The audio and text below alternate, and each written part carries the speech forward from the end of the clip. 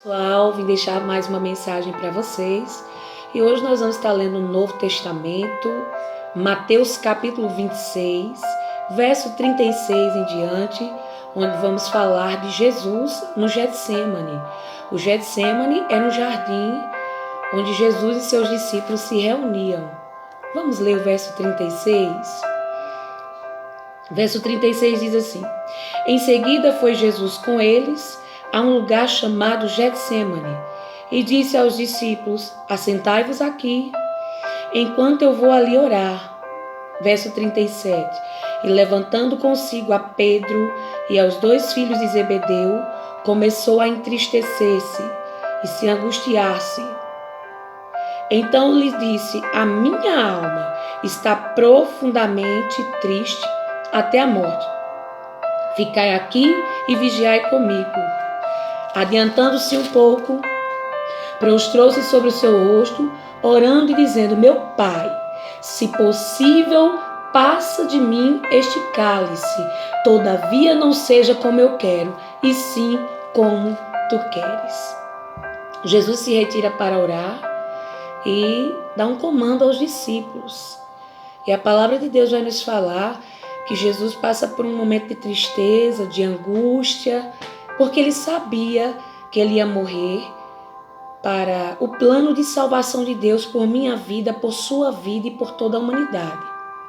Então Jesus vai orar para se preparar para esse momento. E ele dá aquele comando aos discípulos, que eles orem, que eles vigiem com ele. Por quê? A oração é um ponto principal. Orar é conversar com Deus e é uma arma poderosa para nos dar livramentos, para estarmos preparados no Espírito para vencermos. Como Jesus venceu? Jesus era um homem de vida de oração, um homem de vida espiritual, um homem como qualquer outro ser humano que tinha dores, angústias e sabia o que ia passar. Jesus dá a mesma ordenança aos seus discípulos: orem, vigiem, para que estivessem prontos para vencer a tentação. Jesus se prostra, chora aos pés do Senhor e diz a Deus que, se fosse possível, passasse esse cálice dele. Mas ele sabia que aquele cálice não ia passar, porque ele era consciente da morte que ele ia passar por toda a humanidade. O plano de salvação de Deus, o cordeiro que foi entregue na cruz do Calvário, foi Jesus. E se Jesus passou por tudo isso, quem somos nós? Nós também passamos. Mas eu te ensino uma coisa nessa mensagem. Ore para vencer as tentações. Foi a oração que fez com que Jesus enfrentasse todas as situações difíceis, de cabeça erguida, em alguns momentos se prostrando diante do Senhor, se colocando em lágrimas, mas ele venceu todas as tentações, todas as tribulações. E por onde ele passou, ele operou sinais, prodígios e maravilhas. Sabe? Os planos de Deus, os propósitos de Deus são melhores, são maiores que os seus. E Jesus compreendeu isso.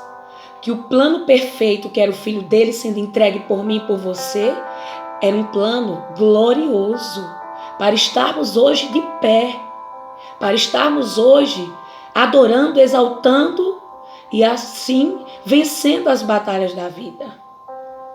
Jesus fala lá na mensagem que seja feita a vontade do Pai, mas não a dele. Tem momentos que precisamos entender e colocar uma coisa na nossa cabecinha e na nossa vida dia após dia, que nós devemos dizer diante de Deus que seja feita a vontade dele e não a nossa. É assim que você tem orado ao Senhor para vencer os obstáculos. Propósitos e planos de Deus são melhores, são maiores que os seus e os meus. Você e eu não podemos colocar a nossa vida e a nossa vontade em superioridade à vontade de Deus. E sim, primiciar, pedir a Deus que a vontade dele esteja em primeiro lugar do que a nossa vontade nas nossas vidas, sobre a nossa família, sobre tudo que temos, sobre tudo que somos. A mensagem é essa: ore para vencer. Faça como Jesus fez e coloque em primeiro lugar a vontade de Deus e não a sua. Tenha certeza que você viverá os propósitos, os milagres e vencerá através da oração como Jesus venceu. Deus te abençoe.